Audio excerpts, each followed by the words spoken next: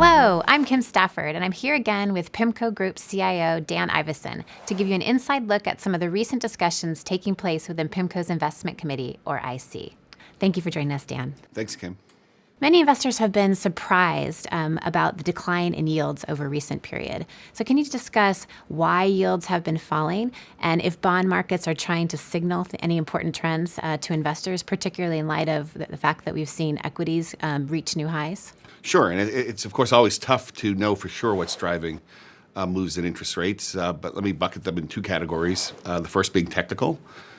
We still are in a world where there's very little yield. So, this is a market environment or a trading environment that feels like people want to add duration or interest rate exposure.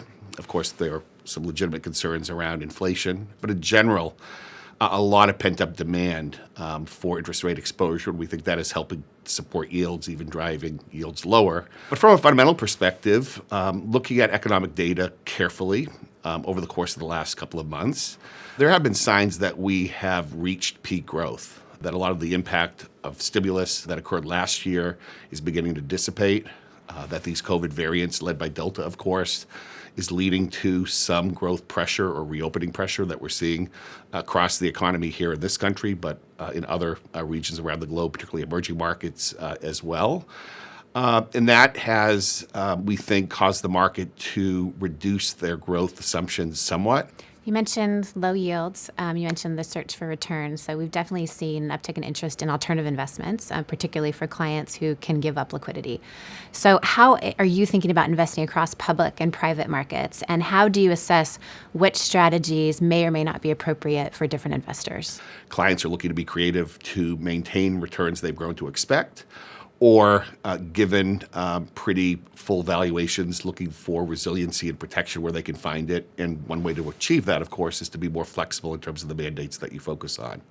That may mean giving up liquidity. It may mean straying away from what is typically in a more traditional fixed income or equity benchmark type product. And that, of course, is what PIMCO is trying to assist our investors with, be solutions providers, look to create flexible mandates when a client can afford to give up some liquidity. And in the current environment, with central bank support being so impactful to more traditional areas of the market, we think it makes perfect sense to look for that flexibility. And that sometimes means tapping into opportunities on the private side of the opportunity set, but certainly expanding the mandate, being more flexible, sometimes working in a very non-traditional way as true partners in various types of strategic mandates as well. And I think by doing that, you can pick up meaningful incremental return, incremental yield. If you're talking about the fixed income opportunity set, the relative attractiveness of some of these more off-the-run sectors remains quite wide from a historical perspective. And any examples of alternatives that you're seeing that you find opportunity today? Sure.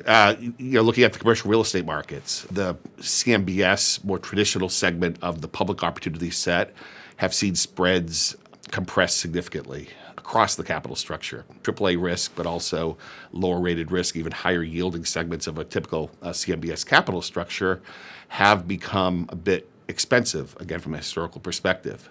You look at the same or similar risk over in parts of the private opportunity set, and there continues to be significant value.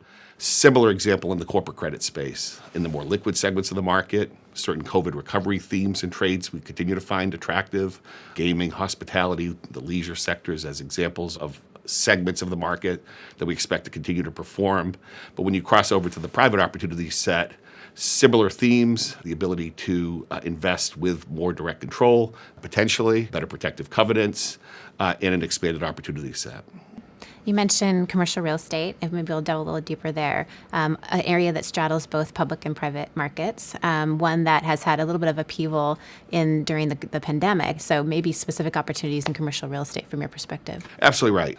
There's the opportunity to potentially generate returns by targeting areas of the market that were most significantly hit by the COVID situation, the lodging sector as an example. But there's also ways to invest with a more resilient profile, segments of the higher quality areas of the office space as an example. Then finally, from a very top-down perspective, although we're early in the recovery process, from a valuation perspective, things feel late cycle. There's a lot of debt out there in the world, a lot of debt within the more traditional corporate credit markets. And because of this demand for yield globally, you don't get the same type of protective covenants. So it's nice late in the cycle to have an investment that's backed by a real building, backed by a hard asset.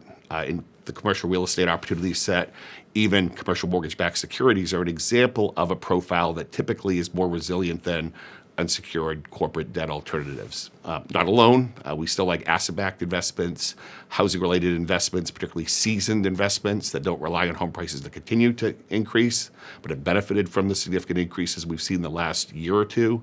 We think those are good later cycle investments from a valuation perspective. So where else, where PIMCO is seeing, what are other high conviction ideas right now? And importantly, where are we avoiding in markets? Sure, so we're a bit more defensive on interest rate exposure here. We're fairly constructive, at least in the base case, that inflation will remain relatively under control and will revert back to levels that central banks are comfortable with.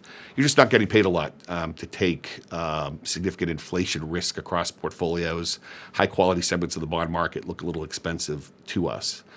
Also, more generic areas of the corporate credit markets, we think, look a lot less interesting to us. Then finally, there are areas of the emerging markets that we think make sense to diversify portfolio exposure, generate some incremental returns, but you have to be incredibly selective down at the country level, and then even within a country, determining what the best way to express views are, whether it's external debt, local rates, currency. Well, thanks very much, Dan. And thanks to all of you for joining us. We'll see you next time.